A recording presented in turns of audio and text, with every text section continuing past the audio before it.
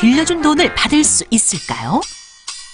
그 아내가 무서워서라도 반드시 받아내셔야 될 것 같은데요. 네. 이 빚 보증 잘못해서 가산탕진하시는 분들 요즘도 좀 많으시죠? 네, 예전에 비하면 좀 줄었다고 하는데요. 네. 여전히 빚 보증을 섰다가 그 빚 때문에 카드 돌려막기를 한다거나 경우에 따라서는 개인회생이나 파산을 신청하는 경우도 종종 있습니다. 예. 한국 사회에서 이 친한 친구나 또 가족이나 친지가 빚 보증을 서달라고 부탁을 하게 되면 거절하기가 어려운 경우가 많이 있습니다. 예. 근데 이렇게 가까운 분들일수록 빚 보증을 부탁한다는 것은 신용보증기금이랄지 하는 전문 보증기관에 보증을 받을 수 없을 정도로 재정이나 회계 상황이 열악한 경우가 많이 있어요. 그렇기 때문에 또 친한 분들일수록 빚 보증을 부탁할 때는 좀 주의를 좀 해야겠습니다. 네. 근데 참 그 입장을 바꿔놓고 생각하면 얼마나 참 그 사정이 딱해 보이지 않습니까? 그러면 내가 만져보지도 못하고 그 돈을 갚아야 할 때, 그러면 원 채무자에게 돈을 빌려간 사람에게 당신이 좀 갚으면 안 되겠냐? 이렇게 그 구상권 청구나 이런 거 가능하지 않을까요? 네, 그렇습니다. 이게 본인은 빌리지도 않았고 사실은 본인이 쓴 돈도 아닌데 빚 보증을 섰다는 이유로 대신 갚아줬기 때문에 이런 경우에는 보증인에게 원 채무자에게 돈을 달라라고 요구할 수 있는 구상권이라고 하는 권리가 있습니다. 예, 근데 이제 구상권을 청구를 해서 돈을 갚아라라고 하는데 못 갚겠다 뭐 이런 이야기를 할 수가 있겠죠, 충분히. 그렇죠. 이럴 경우에는 소송을 제기할 수도 있겠고요. 또 아까 한문철 변호사님께서 말씀하신 보다 간이한 절차인 지급명령을 통해서 구제를 받을 수도 있어요. 지급명령은 신속할 뿐만 아니라 인지 때도 소송의 한 10분의 1 정도이기 때문에 또 경제적이기도 합니다. 그러네요. 그런데 법적으로 정말 돈을 다 갚아라 그렇게 해서 받을 수 있는 모든 상황이 다 된다고 해도 이미 돈 떼먹은 사람이 다 그냥 재산을 빼돌려 놓으면 그럼 어떻게 받아요? 받을 방법 없는 거 아닌가요? 네, 특히 이제 배우자랄지 가족이랄지 이렇게 재산을 빼돌린 경우가 심심치 않게 있습니다. 그런데 채권자가 가압류를 하려고 한다거나 또 소송을 제기하려고 한다거나 이런 사정을 채무자가 알면서 이걸 빼돌리게 되면은 형사상 강제집행 면탈죄로 처벌을 받을 수가 있어요. 또 채무가 초과된 상태에서 자신의 재산을 이렇게 빼돌린 경우에는 채권자 취소 소송을 통해서 다시 채무자의 재산으로 원상회복시킨 다음에 강제집행을 통해서 받아낼 수 있는 방법도 있습니다.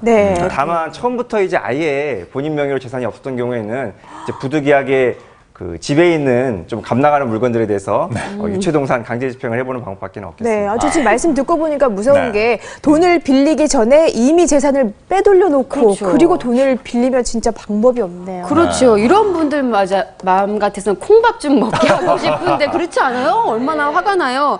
이런 분들은 이제 고속감 아닌가요, 솔직히? 예. 네, 이 돈을 빌려서 갚지 못했다고 해서 다 사기죄가 되는 것은 아닙니다. 그래요? 네, 돈을 빌릴 당시에 갚을 생각이나 능력이 없었거나 또 실제로 사업자금으로 빌렸는데 엉뚱한 곳에 쓴다거나 해서 용도를 전용했을 때 이럴 때는 사기죄로 처벌받을 수 있겠지만 요 사안처럼 사업자금을 빌려서 정말 사업자금으로 사용했다고 하면 이 경우에는 민사상 단순히 채무불이행이 성립할 뿐입니다. 그렇군요.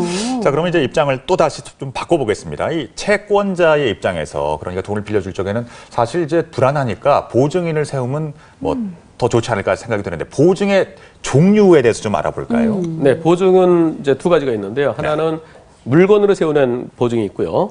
또 하나는 이제 사람으로 세우는 게 있는데 이제 사람으로 세울 때는 남을 갖다 보증 쓸 때 이것은 내가 돈 주는 게 더 낫습니다. 오히려 이자까지 내가 다 갚아야 되거든요. 더 골치 아프지죠.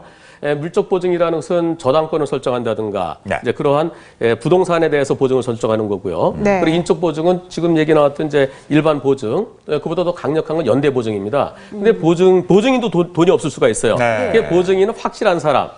공무원이라든가 또는 대기업에 다니는 사람이라든가 그럴 때는 월급은 확실하게 나오잖아요. KBS는 어떤가요? 아유, 제일 확실하죠. 네. 보증 섰을 때, 남에 대해 보증 섰을 때는 저 사람이 돈을 안 갚으면 내가 내 월급의 반으로 갚는다는 그런 마음이 있을 때 보증 서야 됩니다. 그렇군요. 요즘도 연대 보증 있나요? 연대보증 지금 개인 기린이 있죠. 개인끼리는. 그 어떻게 보증 좀 네, 저 회사가 탄탄하지만 제 돈이 없네요. 이렇게 거절해야죠. 그렇죠. 근데 돈을 그럼 빌려줄 때 그 보증 문제를 말씀을 하셨는데 그럼 차용증에다 보증 내용 다 적고 당사자 사인만 딱 받아두고 나면 끝인가요? 아니, 보증 내용을 따로 쓸 필요가 없고요. 차용증 아까 나왔잖아요. 자세하게 돈 빌리는 사람 얼마 빌려주고 언제까지 갚겠다라는 거. 그 이제 채권자, 채무자 쓰고 그 밑에다가 보증인 이름 쓰고 주소 쓰고 주민등록번호 쓰고 그리고 도장 찍고 그리고 인감증명까지 첨부시키는 게 제일 좋습니다. 왜냐하면 나중에 가서 내가 안 했다 이런 얘기 나올 수 있으니까요. 인감증명이 붙었다는 건 확실한 증거가 되니까요. 네, 그렇군요. 자, 지금